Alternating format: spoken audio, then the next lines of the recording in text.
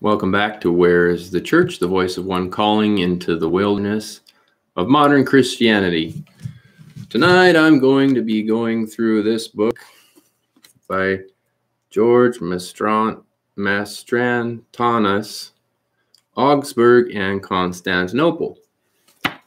So the last let's just say 2 years, I have been on a faith journey, and this faith journey really more or less started when, thanks to some local missionaries who came by our home, and I had a nice conversation with a couple of Mormon sisters about, faith and the fact that I come from a Trinitarian home and a Christian upbringing, and that I was Trinitarian and what that meant. And in trying to explain what it means to be Trinitarian, I found myself very wanting to have any type of apologetic or even personal understanding of what Trinitarian belief is beyond just the Father, Son, and the Holy Spirit, and understanding that.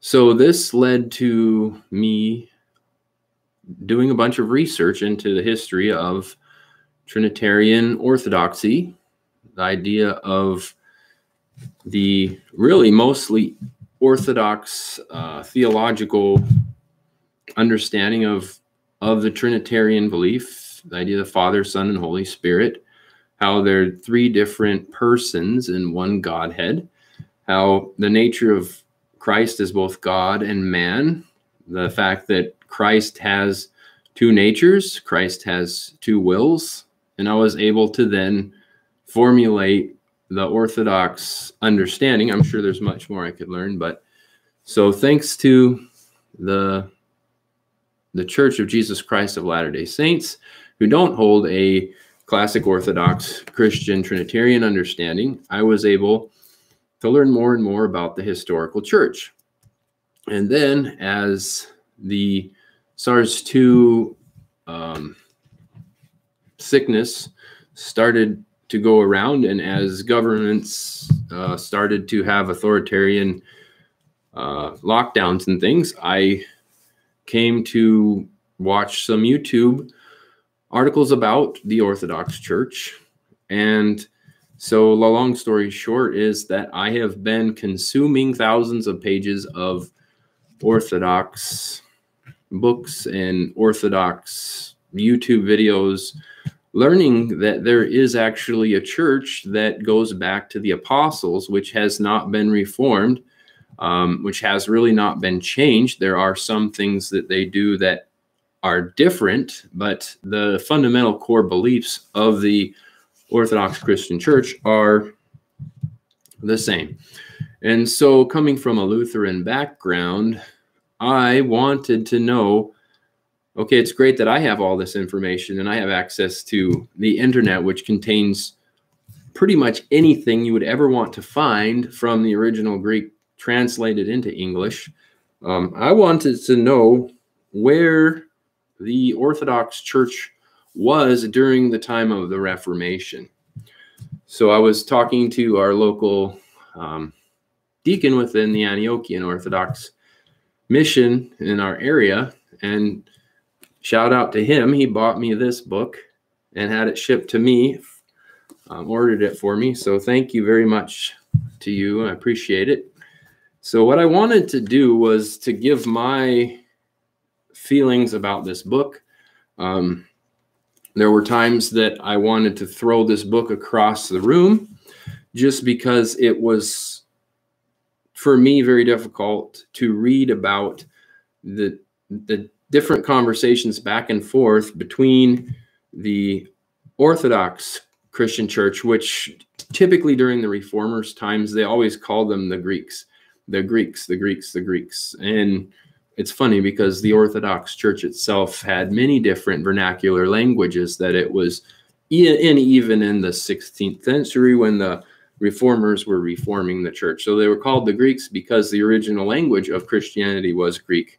Both the Old and the New Testament, for the most part, were written in Greek. And so the Greek-speaking lands in the eastern portions of the Mediterranean Sea. That would be the area that would typically have been called the Greeks, the Orthodox Catholic Church.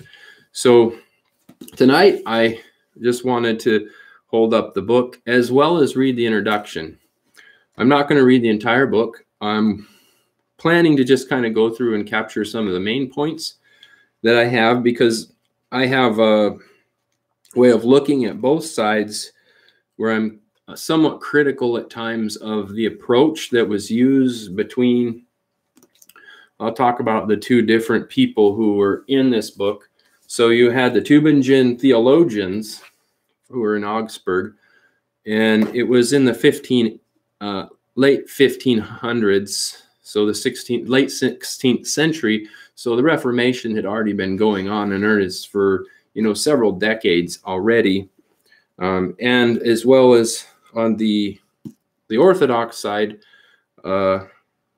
Patrick Jeremiah II of Constantinople. And what they had done was they had given him a copy of the Augsburg Confession in Greek for him to read and to give his opinions on the matter.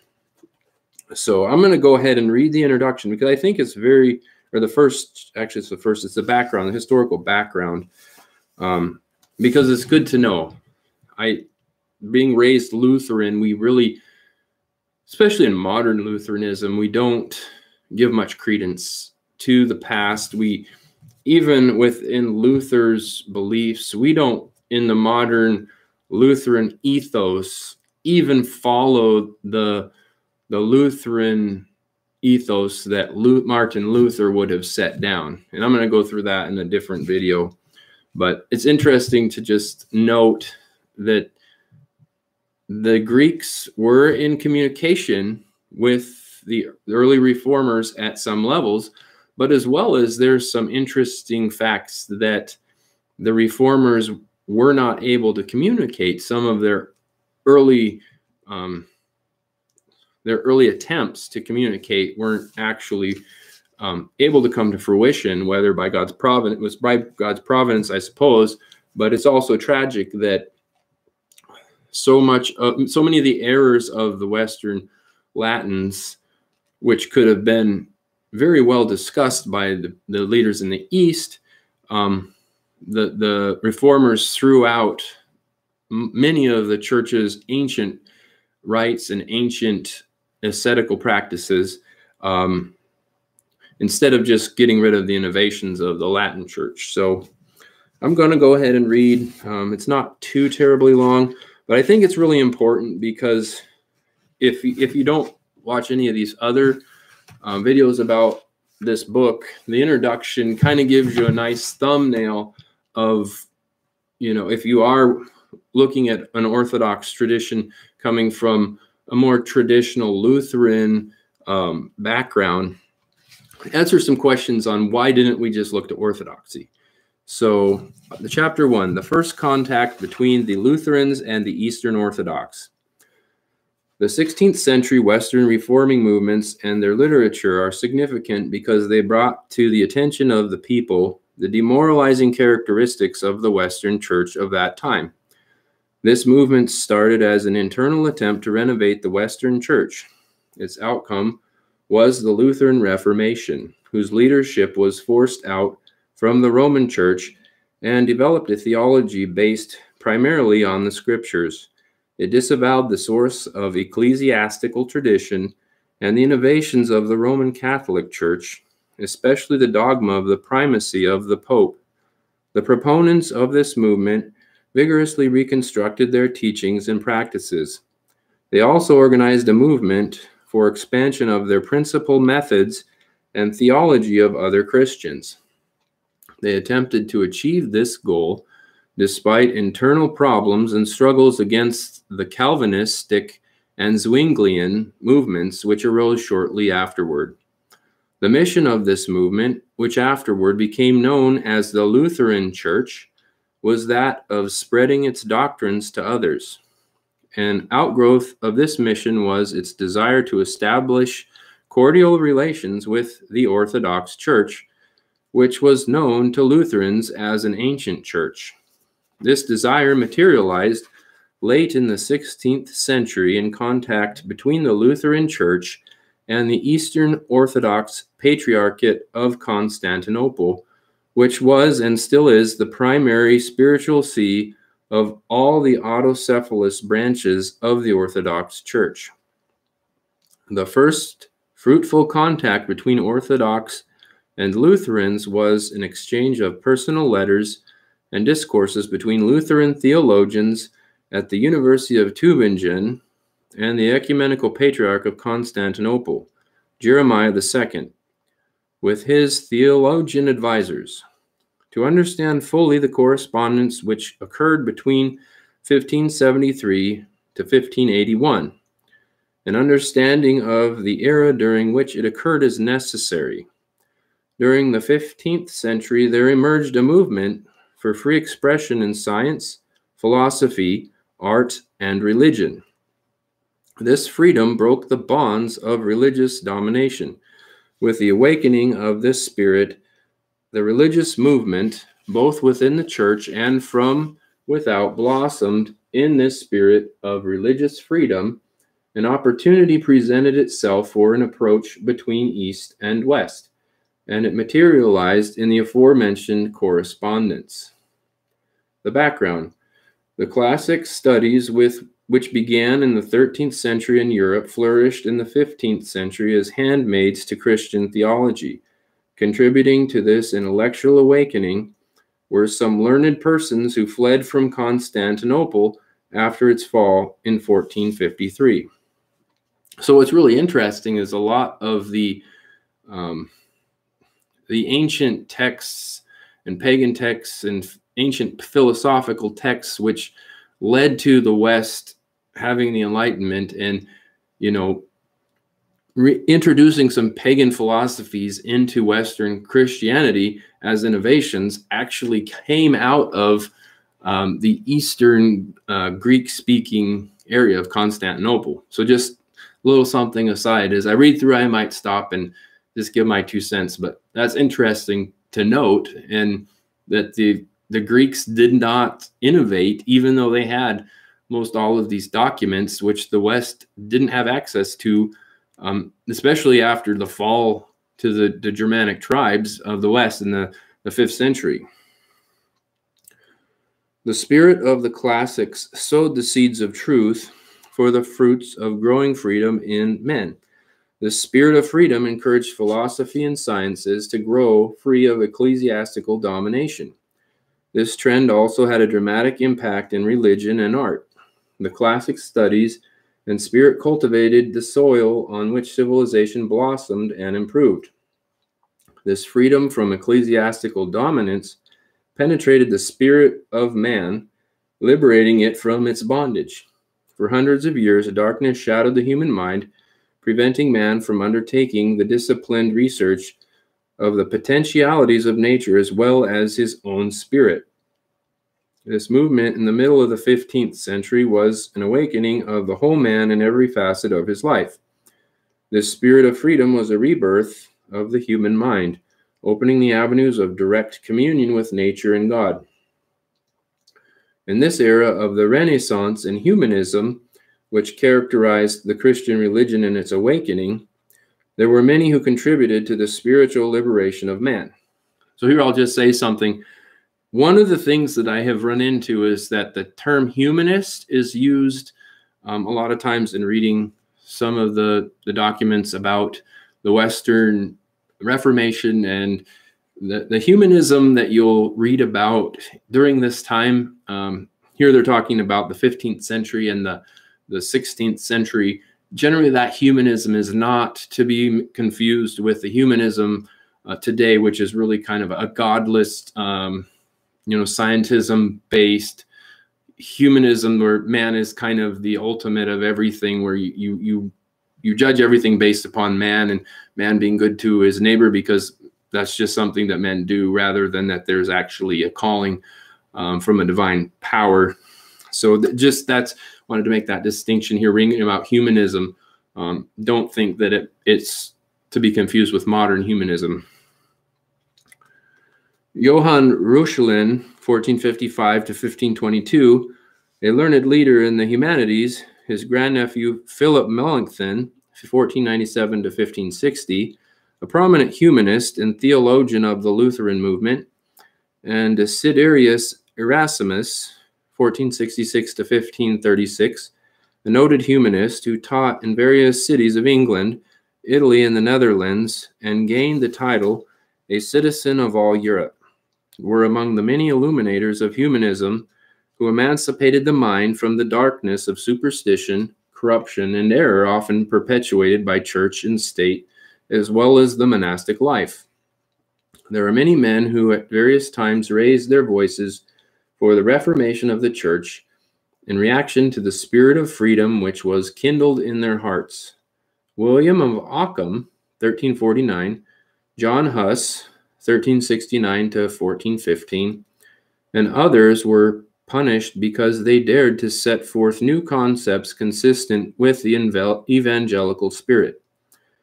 The development of this spirit of freedom occupied the hearts and minds of devout laymen. They were prepared to accept and cultivate such an evangelical spirit against the deviating teachings of the established Church of Rome. Rome's power of excommunication was a strong weapon which seldom failed to burn at the stake leaders of such new teaching and intimidated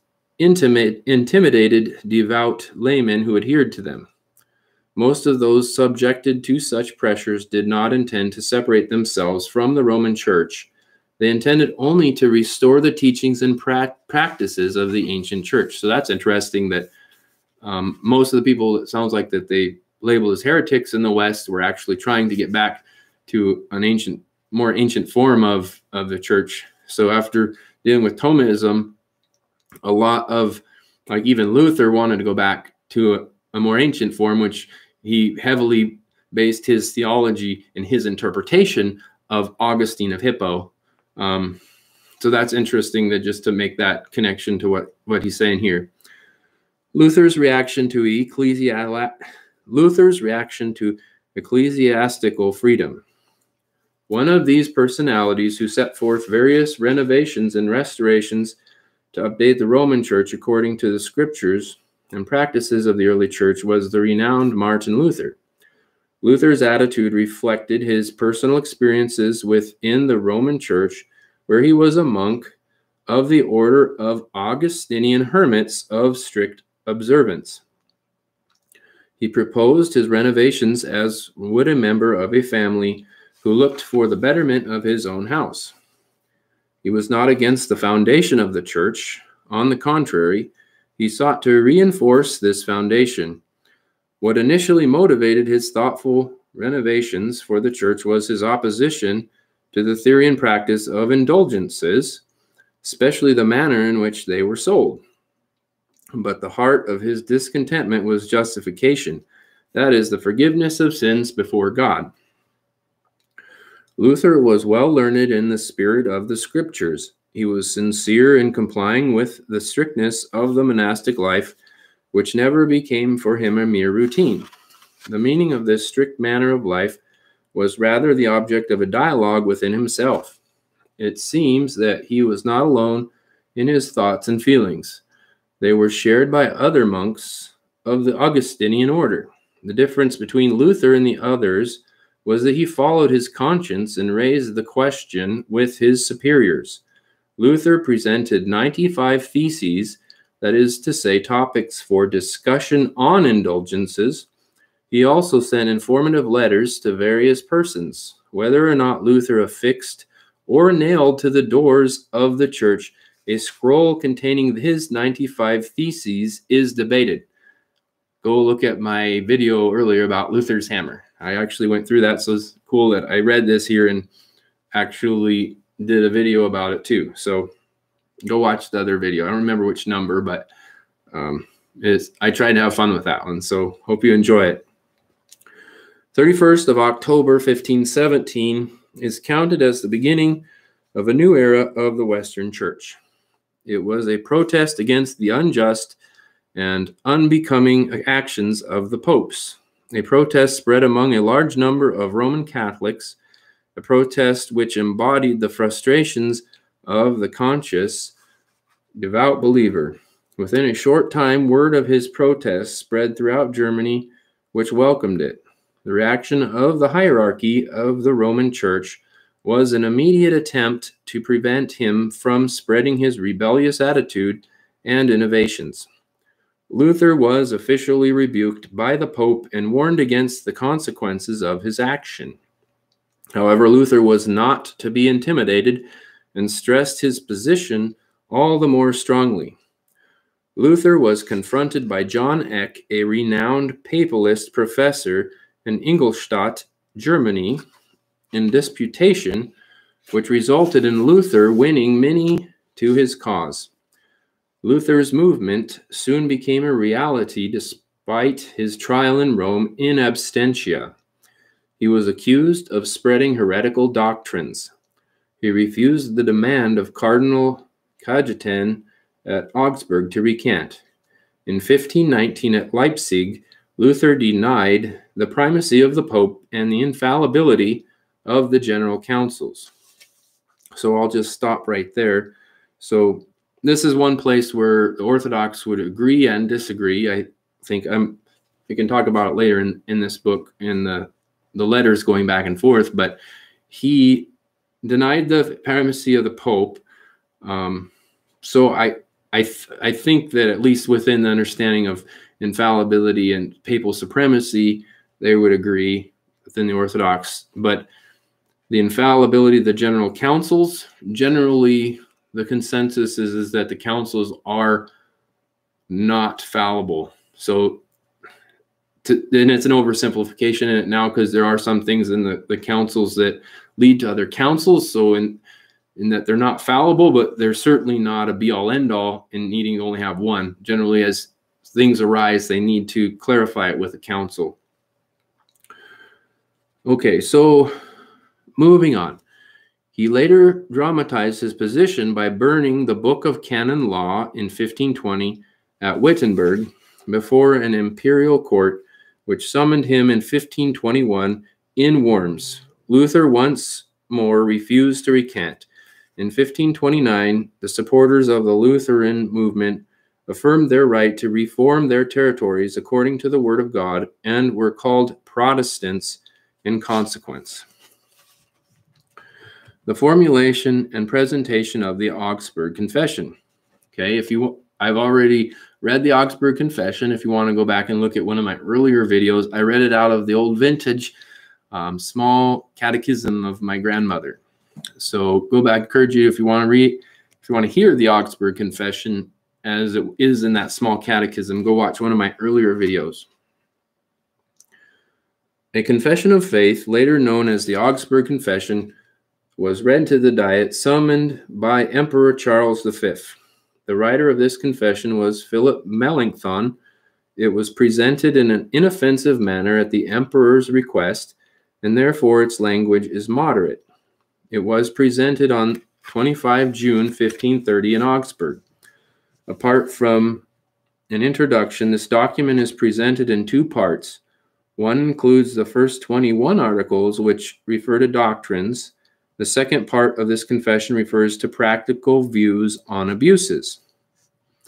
These abuses include communion in one element for the laity, clerical celibacy, private masses, monastic vows, and compulsory confession, among others.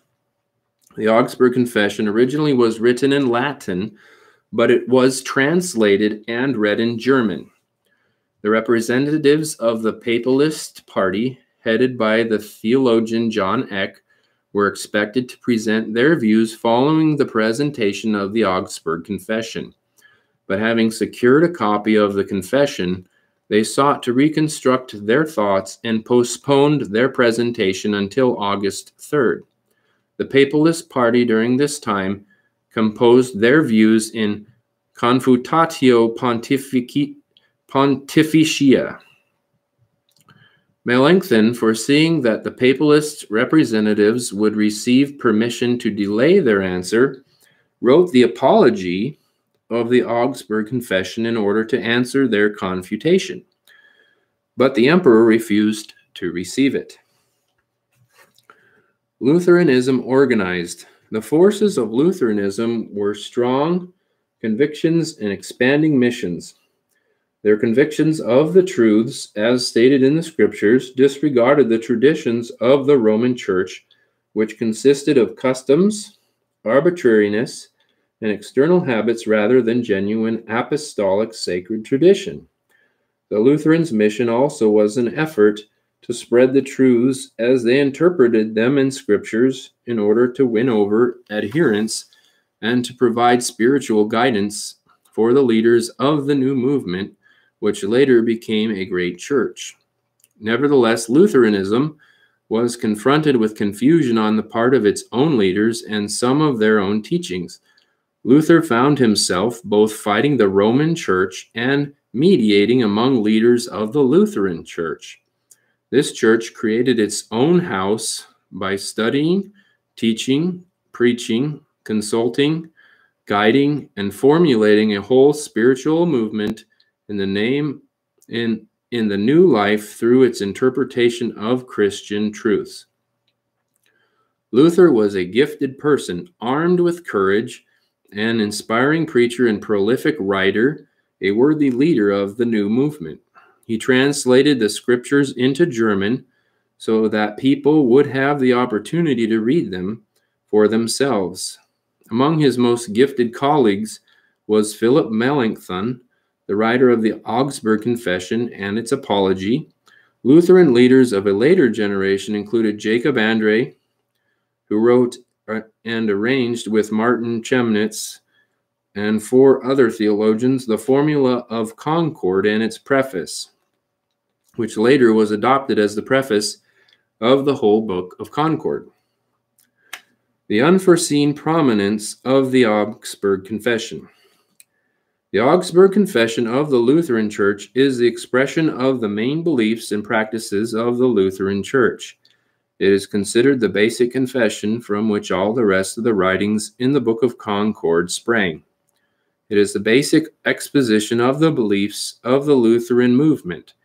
During the 50th anniversary of its presentation to Emperor Charles V, the closing of the Book of Concord took place, and an era of expansion began. In this spirit, the contact between the Lutherans and the Orthodox Patriarch of Constantinople took place. The Augsburg Confession was translated into Greek in the hope of eventual establishment of cordial relations with the ancient church in the East. The Lutherans pursued their relationship with the Patriarchate of Constantinople, first through Melanchthon, who in 1559 is believed to have sent a personal letter to Patriarch Joasaph II, 1555 to 1565. Later, the Tübingen theologians followed a well-planned approach to the same patriarchate. And one thing that's interesting about, this is me again, with my just commenting on this, one thing that's interesting about Philip Melanchthon is he actually taught Greek. So he would be the perfect person to actually have drafted the Augsburg Confession in letters to the Patriarchate themselves. This latter communication resulted in an exchange of correspondence that is highly appraised for its theological insights and discourses. This literature was written in Latin and Greek and issued later under the title of Acta et Scripta Theologorum Württembergensium et Patriarchae Constantinopolitanae de Hieremiae. Please forgive me for butchering that. These writings, now translated from the Greek into English, are the subject of this study. The translation of the Augsburg Confession into the Greek language reflects the hope of the Lutherans to illuminate other people with Lutheran scriptural theology. Lutheranism, as a reforming religious movement, had zeal and vigor. This church established its own definitions and theology, both in theory and in practice. The leaders of this church were members of the old church who intended initially to correct the misdoings of the Roman Church without any plan to separate themselves from it. They fought against the mishandling of the practical and personal affairs of the old church.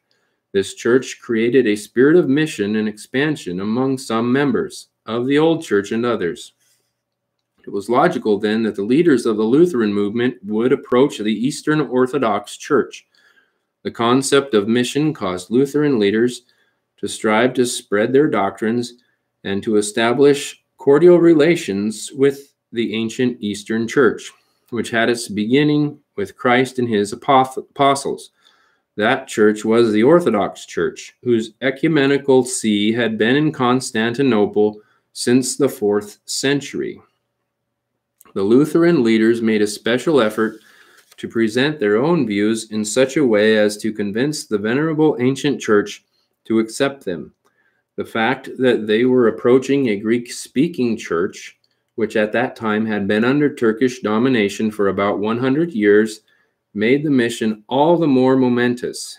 Most of the Lutheran theologians involved were scholars in the Greek language and versed in both the New Testament Greek and that of the 16th century.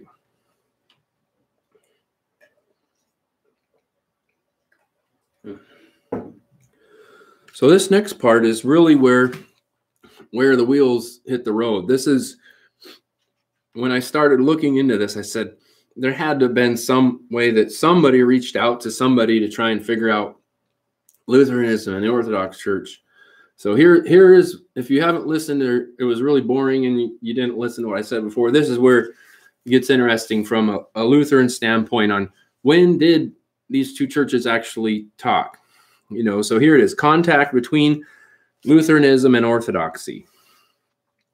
First contact between Lutheran theologians and the Orthodox Church took place when the Patriarch of Constantinople, Josaph II, 1555 to 1565, sent Deacon Demetrios Missos to meet the leaders of the Lutheran movement so he could study their teachings, but also the personalities behind the movement. Missos spent approximately 6 months as Melanchthon's guest in Wittenberg. From the beginning, a warm, sincere friendship was established between the two. During this short period of time, it is believed that the translation of the Augsburg Confession into the Greek language was completed, and a copy supposedly given to Deacon Missos to present to Patriarch Josaph. Melanchthon sent a personal letter in which he expressed his delight in his friendship with Missos and his respect and reverence for the Patriarch in Constantinople. It is surprising to note that before the arrival of Missos, Melanchthon was unaware that the ancient church in Constantinople had survived 100-odd years under Turkish domination. It was natural that Missos be prepared for the encounter with instructions from Patriarch Josaph and also with his own keen knowledge of theology and a knowledge of the language used in the dialogue. It is probable that Melanchthon could have used the spoken Greek language as he was fluent in writing Greek. It seems that Melanchthon and Missos decided to present to Patriarch Josaph the original Augsburg Confession, which contained the Lutheran teaching as it was accepted by all the leaders and adherents of the Lutheran Church at that time. The Augsburg Confession was written originally in Latin and in German. It also seems that they decided to translate the Augsburg Confession into Greek. Melanchthon was capable of this task, and Missos probably helped him in its literal composition into Greek. The translation of the Augsburg Confession into Greek is a free translation, but without a change of meaning. The assumption that the Augsburg Confession was translated into Greek by Paul Dulcius, whose name appeared on the Greek text, is not substantiated. Dulcius may have assisted in copying the translation as a secretary or copyist. It is doubtful that a third person translated it while Melanchthon and Missos were studying its contents together. The claim that the Augsburg Confession was a free translation into Greek without changing its meaning tends to support the belief that Melanchthon was the translator. Only the original writer of this document could be prepared to translate it freely into Greek. Because Melanchthon was subsequently, although unjustly, accused of being a crypto-Calvinist, his name may have been replaced by that of one who assisted him as a copyist. It is not the intent of this study to review the controversy on this matter of the translator. After the completion of Misos' mission, he left Melanchthon, who gave him a warm personal letter for Patriarch Josaph. But there is no evidence that Misos returned to Constantinople and presented the Patriarch with the documents. The silence of Patriarch Josaph was interpreted by Professor Jonas Karmeyers to mean that the Patriarch received the letter and the Greek Augsburg Confession, discussed the matter with Misos, and found that the Lutherans accepted many interpretations foreign to the ecumenical teaching of the ancient church. But this interpretation concerning Misos has no historical basis. On the contrary, Professor Ernst Benz traced the return journey of Misos and showed that Misos did not return to Constantinople, nor did he give the Patriarch the Augsburg Confession in Greek. During the time that Misos was with Melanchthon, 1558, in Wittenberg, he became acquainted with a Dr. Pucer, the son-in-law of Melanchthon, a Slavophile who was able to converse in Slavonic. Previously, Hans von Ugnad had approached Misos and promised him a position as a translator of the writings of the Reformers into Slavonic. Meanwhile, Prince Heraclides had retaken Romania from the Turks and established a Christian kingdom, reforming it after the pattern of the Reformation. Professor Benz established that Misos decided to serve Prince Heraclides and remained there after the prince's death. Therefore, Melanchthon's letter never reached Constantinople. The leaders of the Lutheran Church had some knowledge of the teachings of the Orthodox Church, although they had no knowledge of contemporary Orthodoxy because of the conquest of Greece and surrounding countries by the Ottoman Empire from 1453 with the fall of the Byzantine Empire. Luther invoked the teachings of the Orthodox Church in his discussion with the theologian Eck in Leipzig in 1519 and elsewhere. Also, the Greek Church was mentioned in the Apology of the Augsburg Confession in 1530 and 1537 in the small called Articles. After the first endeavor in 1559 to establish cordial relations between the Lutheran movement and the Orthodox Church, a silence prevailed between the two. The death of Melanchthon in 1560 and Misos' failure to return to Constantinople to complete his mission were events which contributed to this silence. With the death of Melanchthon, the Greek translation of the Augsburg Confession vanished, and its fate is unknown. It is not to be found in the archives of the Patriarchate, nor are there any traces of its existence in the hands of other clergymen or laymen who shared the responsibility of the Patriarchate in Constantinople at that time. Even Martin Crucius had a difficult time in locating a copy of the Augsburg Confession in Greek. So there you have it. So that was the first part of this book, Augsburg and Constantinople. So again, I want to throw the book, but it's not because the book is bad. I appreciate the author's work on this book, but the fact that I think that so many of our problems in the Protestant world that we currently have would be alleviated if the dialogue had gone back and forth. I don't know what provenance it would be, but if you could have taken apart the theology of the Lutheran reformers and said, hold on, guys, no, let's look at the ancient church.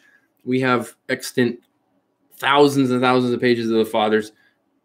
Read these guys, or at least we can bring people along and say, this is what it is. This is where the Latins have veered off of the path. This is the church. Talk about the uncreated energies and the essence energy distinction, all of that. Get into theosis.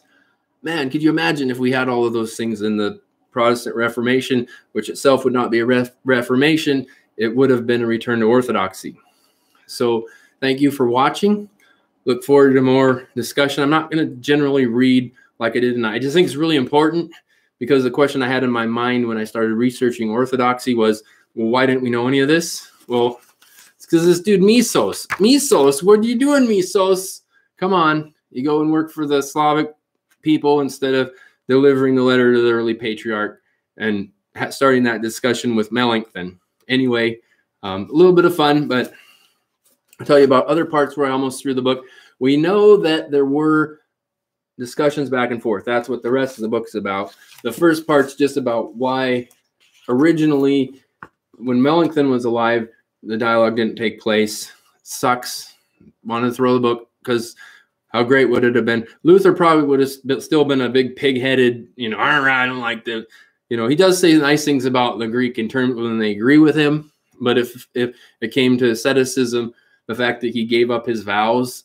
So, I mean, I was reading through the small catechism, and I'm thinking, okay, so what are 10 commandments? Shall not bear false witness.